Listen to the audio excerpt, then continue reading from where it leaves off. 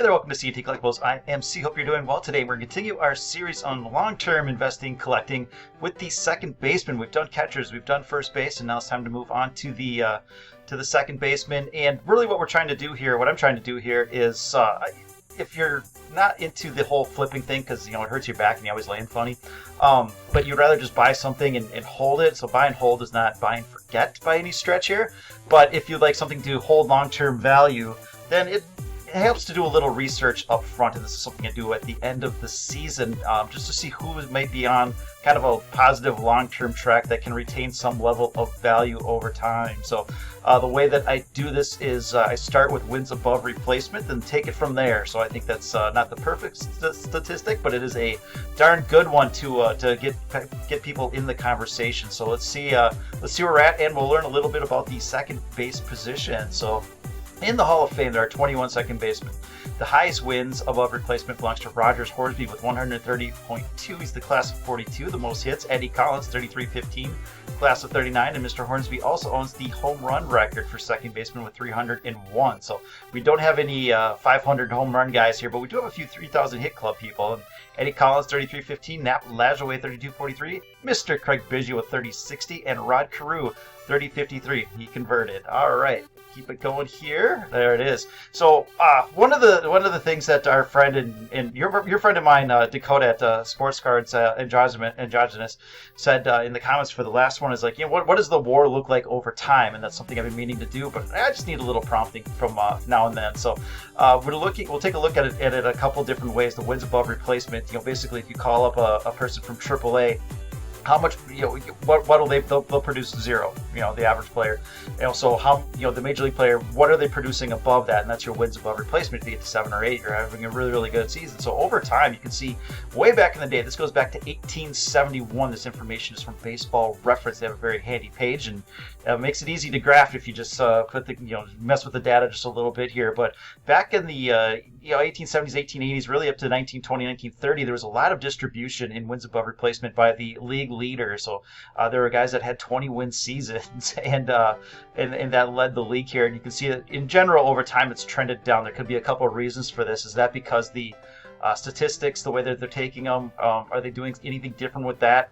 Or are the replacement players just getting better? Could be a combination of things here. So again, that's trending down from a high point to where guys were getting 15 to 20. Where right now your league leaders are kind of in that 10 range. We have last year, which was short season, so that's where that anomaly comes from. If we take the top 10 players on an annual basis and average their wins above replacement, we get a little bit better cluster, but you can see that again it's been trending down over time. The average was 10 for a while, and now you're sitting around 8 for quite a while, going back to like 1930, 1940.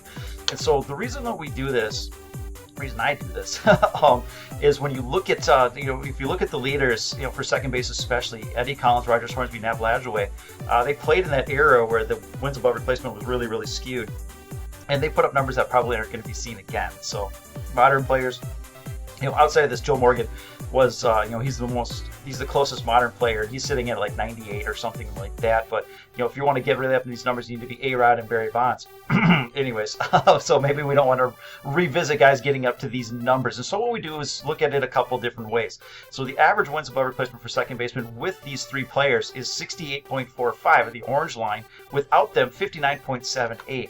And that is the blue line. Second base has the highest average wins above replacement of any position. I think it's second base and catcher or something like that. Or not catcher, but right field, Babe Ruth and these guys right here. So 60 is kind of that number for the most part. And so that's what I'm going to use from here. Again, this is not terribly realistic. We're not going to see 400 hitters and all that kind of good stuff here. So we will use kind of that 60 level for our benchmark for modern players here. So all right, next up excuse me, we have a couple of players that they look great. Jazz Chisholm, Jonathan India, there's a bunch of players like that. We need to see a little bit more track record, so we're not going to see them in the video today, but I would say these are firmly speculative guys, and that'll be in a different video closer to the season.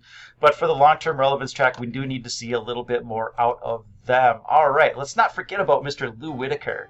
68.1 Fangraphs WAR, 2,300 hits, 244 home runs, weighted runs created of 118. This is a darn good second baseman here. Rookie of the Year, 5-time All-Star, 3 Gold Gloves, 4 shortstops. He only spent 1 year on the ballot. 2001 got 2.9% of the vote, so he wasn't able to hang around long enough. And I would love to just be in the mind of the voters on what's the reasoning on this one here. You know, so it doesn't make sense to me. 13th most overall Baseball Reference WAR among second basemen. Was there 21 in the Hall of Fame or something like that? He fits in there. 10th in offense, 13th in defense, 16th in hits, 11th in home runs. I don't know what's missing here. So I hope he gets another chance someday. All right, take a look at some guys that recently retired or have an interesting track, and then in the modern, then work our way up to who has the best track here. We'll start off with Dustin Pedroia. And I just want to throw him in there because I always like Dustin Pedroia. He doesn't really have a shot here. But look at his track. I mean, what an amazing player. And then the injuries just really did him in. So really too bad. He was such a great player for a while and tracking so well. So Fangraphs WAR career, he's 45, average Hall of Fame WAR at age 35.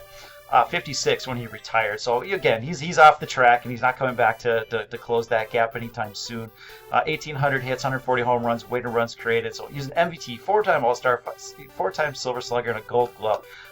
If he would have stayed healthy, it would have been so much fun to watch him play. So I thought he was at least worth an honorable mention. So this is also who to invest in, but this is also who maybe not to invest in at certain prices. It's all about price.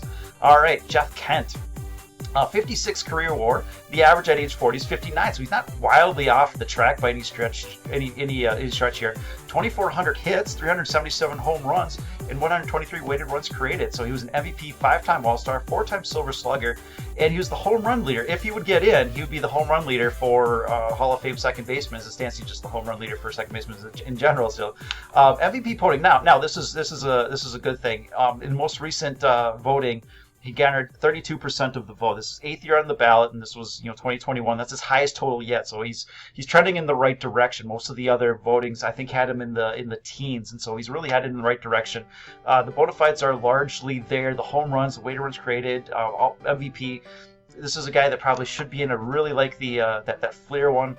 And after his career, he went on to wanted to go star in Princess Bride. So he's a very multi-talented guy here. We'll look at the prices at the end and see what, if anything, we should be doing with these guys here. All right, Mr. Chase Utley, career WAR 63, average Hall of Fame WAR 39 is 59, and so he's tracking very well in that department. But that's just a starting point here. Career hits 1,885. You can't get to 2,000 hits.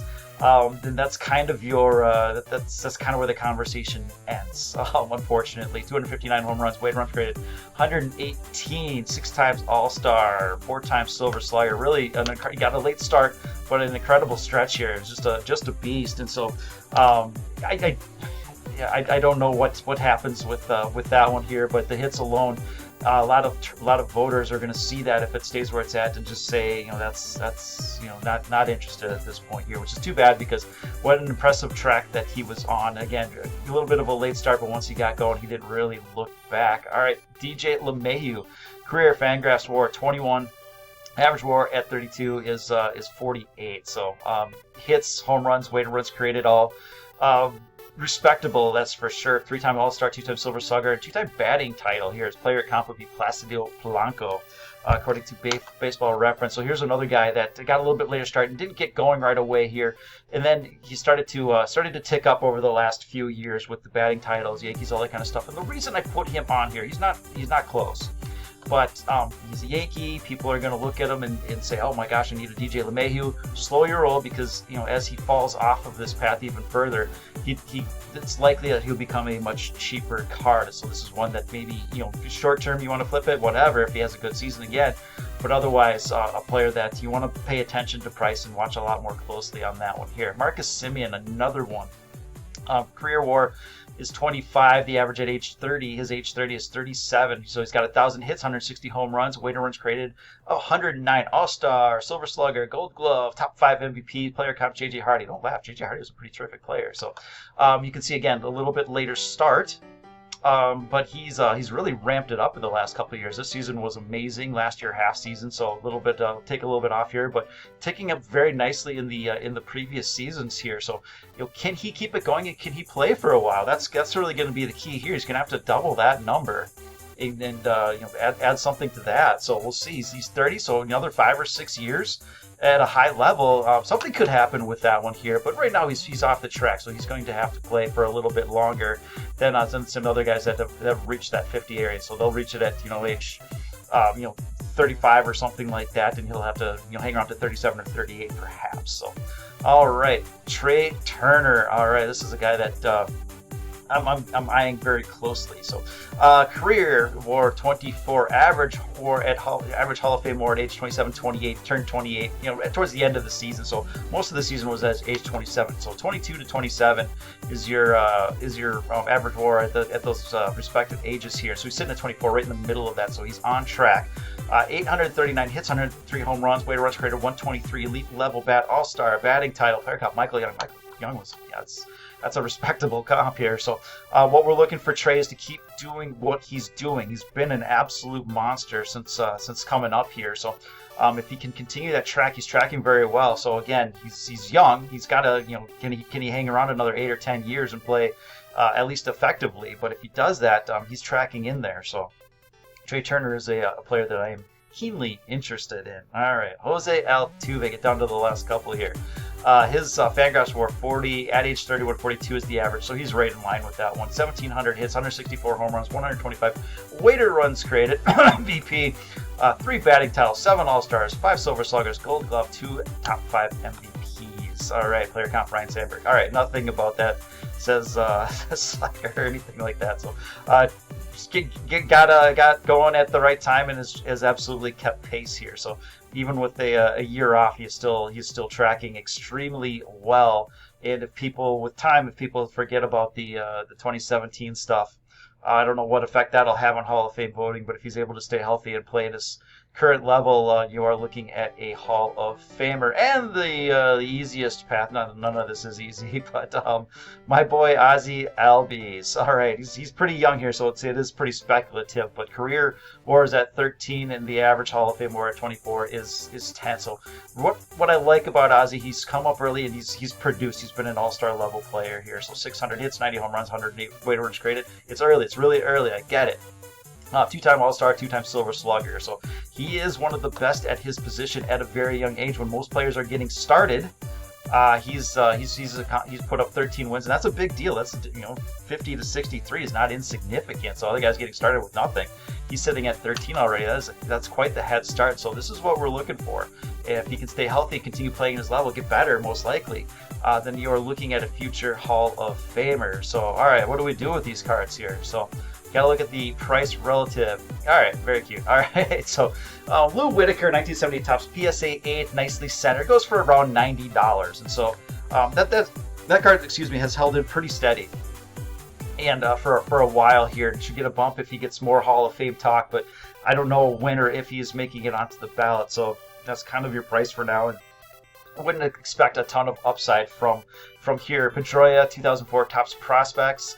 Some high-end autos can be had for under $100. His other base cards, rookie cards, you're not going to have to pay a whole lot for that. Again, when these guys, if they're not making the Hall, their relevance falls off, and so does their price. And so that's why you got to do a little bit of the homework and make sure your players that you're putting money into are still tracking. The Kent 1992 Fleer Update, that nice green one, $15-20 raw, $30 for PSA 9, and the 1993 Topps PSA 9, $10-15. So his cards are pretty cheap, and to see his cards ticking up, or see his Hall of Fame voting ticking up, and honestly, a lot of things are there. If there's ever a soft year for players, I mean, this is a guy that could really take advantage of that.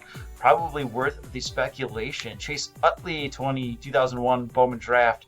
The BGS 9.5, $35, 2004 Topps Chrome Raw. It's going to cost you a beer. So I think the market is sensing that Chase Utley, very good, very good, but Hall of Fame is likely not happening at the time here. So that's why his prices are very, very cheap. DJ LeMahieu, this was a pretty expensive card actually, like going into last year, and when I did this last year, For the 7 of you that watched that, you said, it's like, oh, this seems kind of expensive relative to the other guys. So $40-50 now, it's kind of what you pay for a relevant player in a high grade here. So that price is probably fair. I don't know where the upside comes from, except for having a good season. But when the career is said and done, probably not a Hall of Famer. You return to that price or likely lower. So not a card I would do much with unless you were into the flipping and you think in season he can do some damage, which you probably can. So just not the game I play here. Simeon 2014 Topps PSA 10 is about $100. Again, his track is aggressive. He's going to have to put in more time and continue to play at a high level. So $100 seems pricey. I think a lot of recency bias is in that because he came off such an excellent season that those prices are reflecting that. And it's not a price I would pay for this one. Again, that track is the trajectory is good, but with the late start puts him pretty far behind the curve. So I'm not saying he's out of the game by any stretch here. It just has to go on for a while and maybe a better time to do something with that. Trea Turner 2016 Topps PSA 10 $100. I'm buying a lot of Trea Turner right now. I'm not buying the PSA 10. That's probably an okay price, I think, for the track that he's on and for what he's doing. Batting title. I mean, I'd like to have him. I wouldn't like to have him have a slump, but I prefer a slump to buy and get that card closer to $60-70 or something like that. But you can get his refractors, his chrome refractors, the pink and the sepia and the prisms, all that for raw for $20-30. You can get some of the colored parallels for under $100 in the raw, and the sapphire you can get for under $200 in nice condition raw. So that's where I'm going. I am buying Trea Turner. I am buying the raw. I'd like to manage my risk by just spending money that I don't care if it goes to zero. So that's how I manage my risk. Ossie Albies 2011 Topps Update PSA 10, also $100, tracking well. So of these three, who'd you rather spend $100 on? Probably either of these guys, or maybe Altuve, a little bit more than Turner. So the PSA 10 $100. Some of the interesting parallels in the 2011 update set, you have the diamond and the cognac. You can get those raw for under $100, and those are when you look at some other players, Freddie Freeman is an example that comes right to mind. As that base has done pretty well, those parallels have done even better. So if Altuve gets some love, I think the cognac and those diamond parallels will do pretty well here. And we'll wrap it up with, trust me, that is Ossie Albies in the 2018 Topps Chrome's PSA 10. This is about $35. So he got a nice rip in the playoffs, up to $60-70 or something like that. So if he puts up another year or two of what he's doing, he gets to be this 24, 25, or 25, 26 year old sitting on 20 plus wins above replacement. That's gonna be difficult for the market to ignore. This is kind of your floor on a lot of these cards. You get into that $25-30 area. So you're just talking about a couple bucks. I mean, that's where people will likely step in. So I think that given a couple more years, this will prove to be a very prudent investment, even as soon as next year or heading into the season. But on the Braves, you have obviously Acuna, Freeman, Austin Riley's doing well now. So he's really the third or fourth man on that team. So you're not gonna get a lot of love, which I think presents a pretty nice opportunity to pick his stuff up. Again, the chromes, the refractors, all that kind of stuff, you can get them raw for $20 or $30, and you can get a lot of the variations for around $100 or less. So that's what I got for you. Thank you very much for watching. Hope you enjoyed. Hope you get something out of it. It's important for me to push these out quickly so we can have our list ready for the silly season before the baseball regular season. So if this is some value, please leave a like, subscribe, all that kind of good stuff, and have a great rest of the day. Bye now.